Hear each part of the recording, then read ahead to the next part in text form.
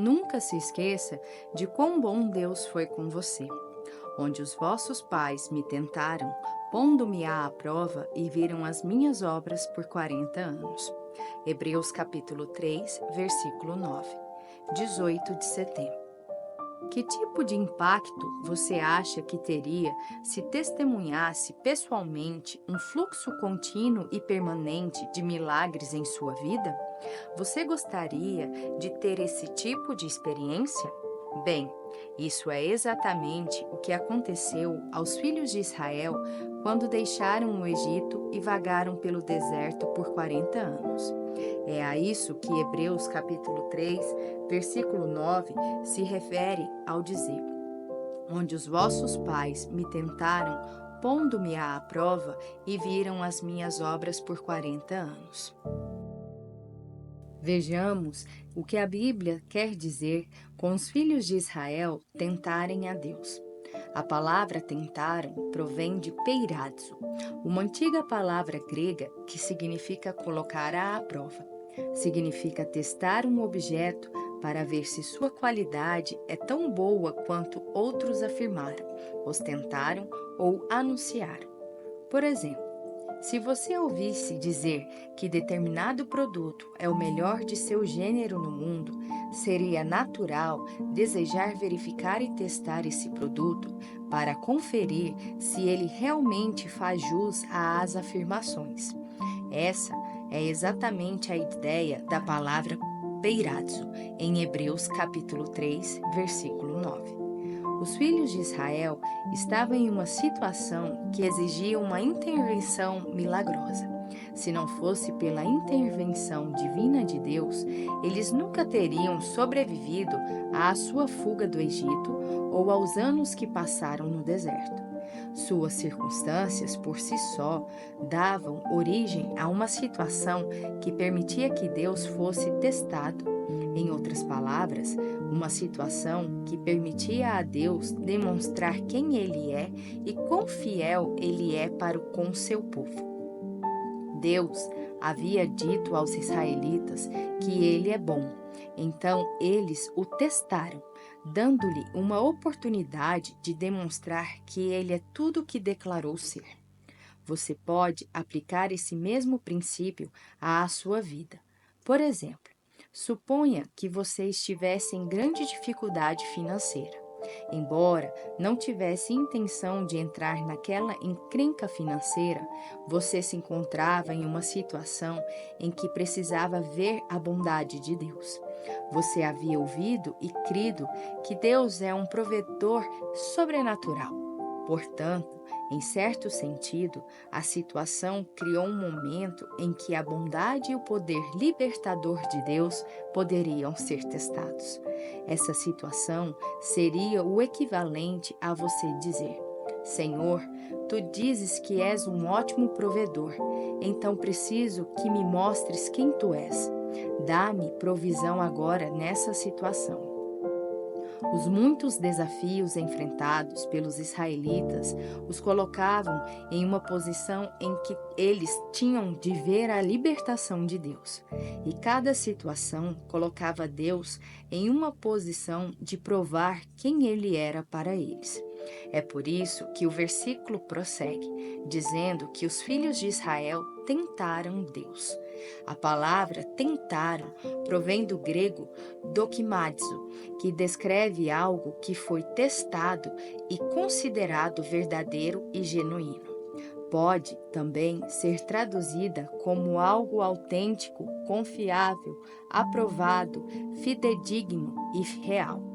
Moisés havia declarado a bondade de Deus aos filhos de Israel, mas cada desafio enfrentado por eles dava a Deus a oportunidade de provar que Ele é exatamente como Moisés havia declarado.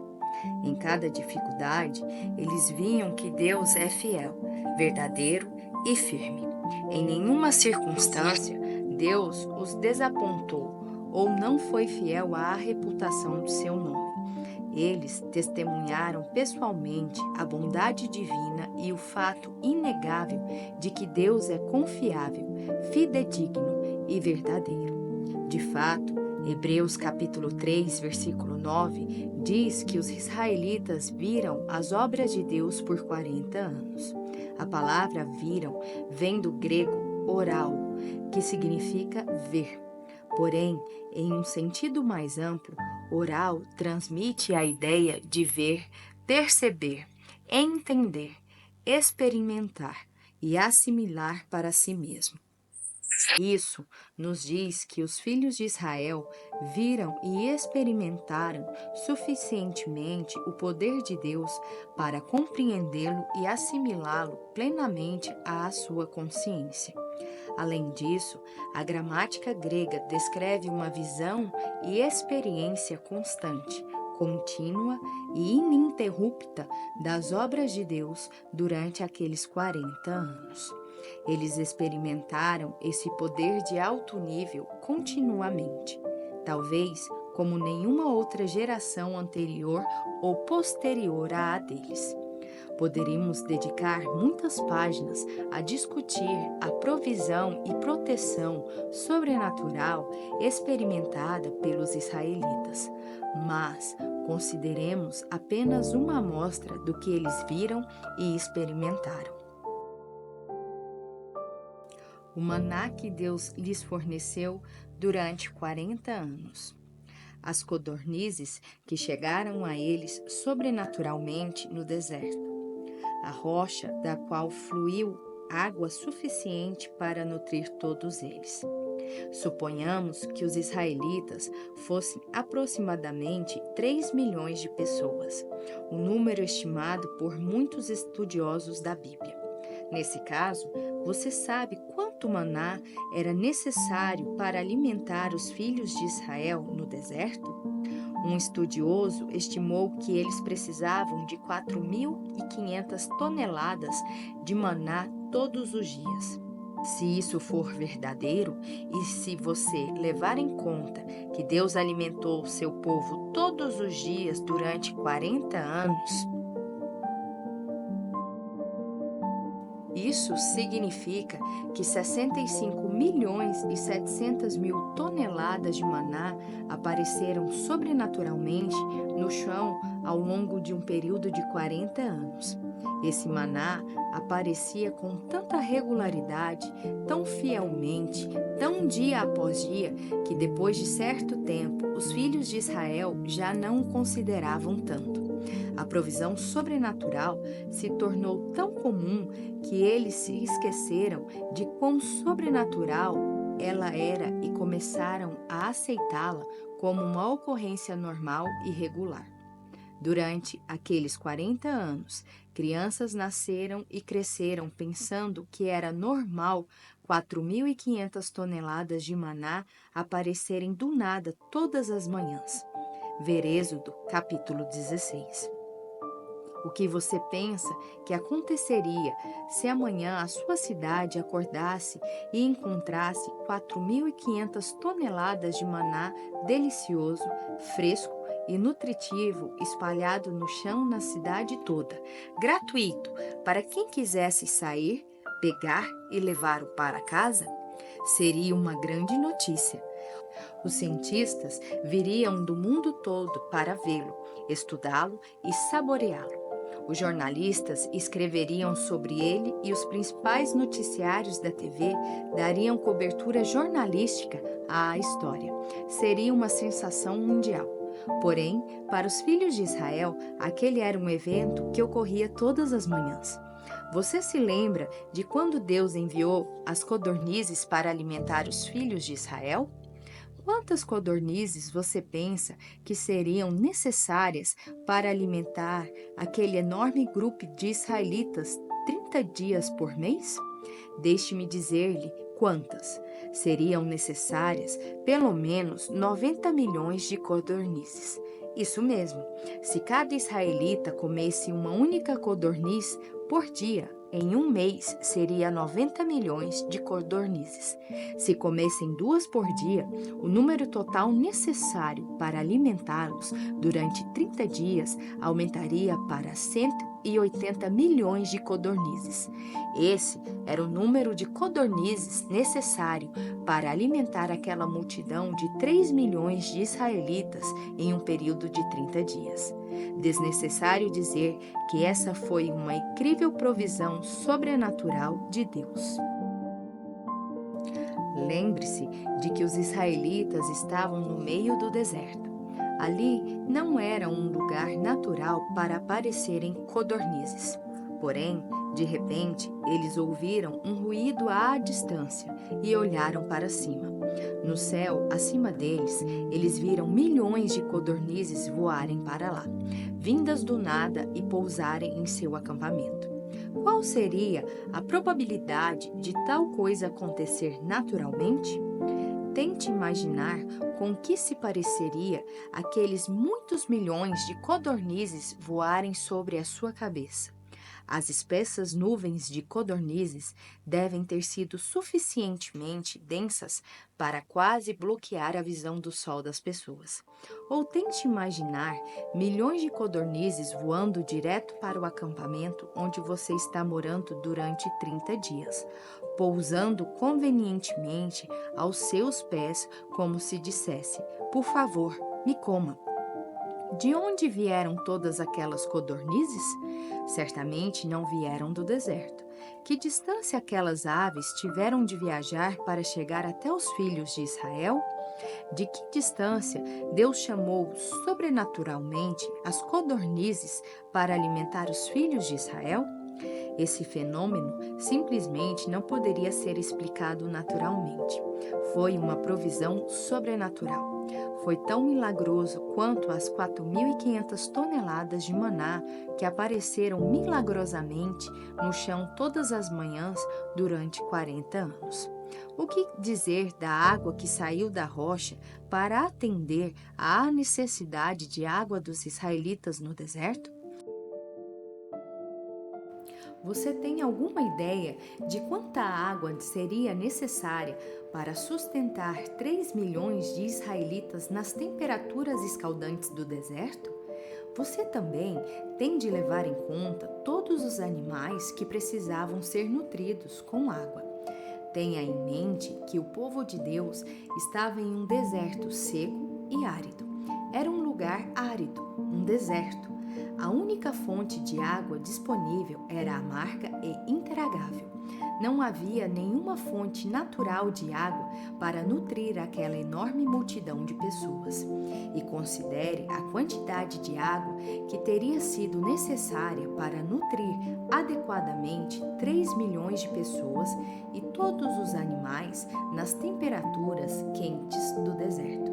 Teriam sido necessários até 60 milhões de litros de água todos os dias, apenas para atender às suas necessidades básicas de existência.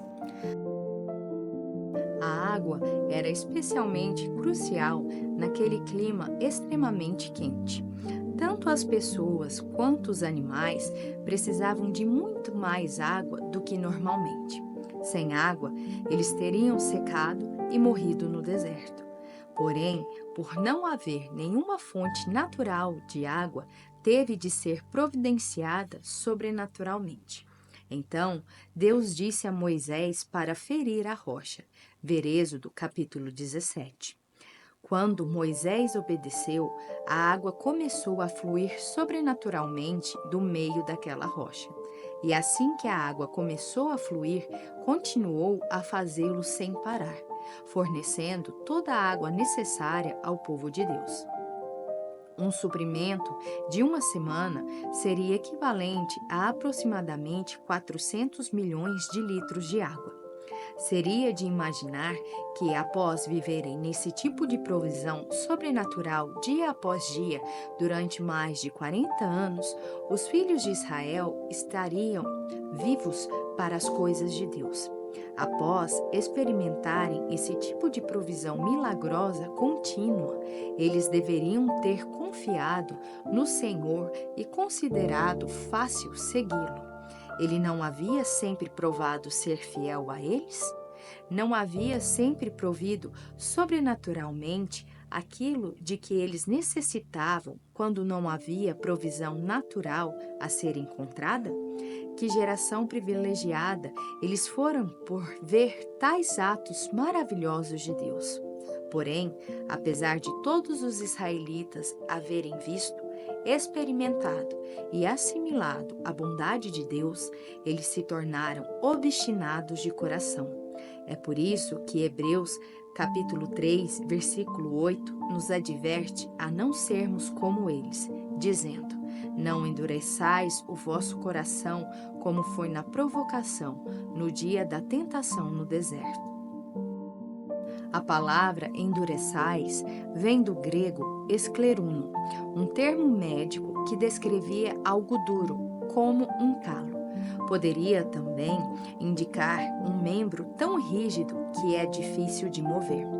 Assim, essa palavra é frequentemente traduzida como dura cerviz. Era também usada para descrever o solo endurecido do deserto, solo tão endurecido que a água não conseguia penetrá-lo e, em vez disso, escorria por ele. Com o passar do tempo, a palavra escleruno veio a descrever uma pessoa de pele grossa, indiferente ou insensível. Será que após terem visto Deus realizar tantas obras maravilhosas, as pessoas ficaram entorpecidas e insensíveis às demonstrações de seu poder? É possível que tenham se tornado insensíveis à bondade de Deus porque ele havia derramado muita bondade sobre elas? As manifestações sobrenaturais, antes consideradas maravilhas, se tornaram ocorrências tão comuns que tais milagres nem sequer impressionavam mais o povo de Deus? Parece que os israelitas se tornaram crianças mimadas, sequer reconhecendo quão gracioso Deus era para com eles ou quão milagrosamente haviam sido supridos. A palavra endureçais parece implicar que eles se tornaram tão duros que nada mais os impressionava. Eles se tornaram tão rígidos que nem mesmo Deus conseguia levá-los à obediência. Independentemente de quanto do Espírito de Deus tivesse sido derramado sobre eles, sua presença apenas escorria deles, incapaz de penetrar em seu coração duro. Eles se tornaram indiferentes, insensíveis e ingratos, constantemente reclamando e brigando por eles e com Moisés por causa da provisão de Deus. Você pode perguntar: como eles puderam se tornar tão endurecidos após tudo o que Deus fez por eles? Porém, pare um instante e faça essa mesma pergunta a si mesmo. Deixe-me dizer-lhe que não demora 40 anos para qualquer um de nós se tornar endurecido e ingrato. Se você avaliar honestamente a sua própria vida, poderá encontrar-se nessa mesma triste condição. Considere como Deus o abençoou. Ele o transformou, curou, libertou, resgatou sua família, deu-lhe um novo emprego, respondeu às suas orações e deu-lhe provisão financeira repetidas vezes, derramando em você bênção sobre bênção ao longo dos anos. De fato, provavelmente você viveu boa parte de sua vida na constante, ininterrupta e milagrosa provisão de Deus. A sua vida não foi milagrosamente marcada com a bondade, misericórdia e provisão sobrenaturais de Deus? Contudo, você ainda é tentado a se preocupar, inquietar e duvidar da sua fidelidade? Como poderia ser possível você duvidar de Deus após tudo que ele já provou a você? Assim como os filhos de Israel, você também enfrentou situações que deram origem a momentos em que Deus foi posto à prova. E em todas as vezes ele passou no teste.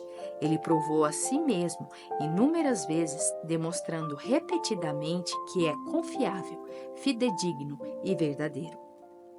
Você testemunhou manifestações da bondade de Deus durante toda a sua vida.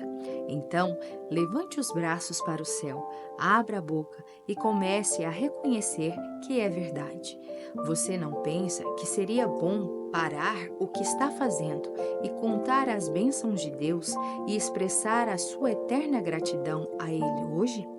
Ao se lembrar continuamente da bondade de Deus e fazer tudo mais que for necessário para manter um coração agradecido, você evitará cair na armadilha de ficar com o coração endurecido e arrogante como os filhos de Israel. Não esteja com os que murmuraram, reclamaram e não confiaram em Deus. Esteja junto com aqueles que são gratos e reconhecidos, que confiam que Deus é exatamente quem ele declarou ser. Deus é bom para com você. Nunca se permita esquecer isso. Ouça esta oração e veja se ela se encaixa em sua vida. Senhor, sou grato por tua bondade em minha vida. Tu me salvaste, me libertaste, me redimiste e me transformaste. Toda a minha vida é marcada por tua bondade e misericórdias sobrenaturais. É verdade que tu derramastes bênçãos incessantes sobre mim, e hoje quero aproveitar esta oportunidade para agradecer tudo que tu fizeste em minha vida. As situações que enfrentei em minha vida puseram o Senhor à prova, e em todas as oportunidades tu provastes quão bom és. De fato, a tua bondade para comigo tem sido constante e incessante. Eu louvo a ti e agradeço por me amares tanto. Assim eu oro em nome de Jesus. Para refletir.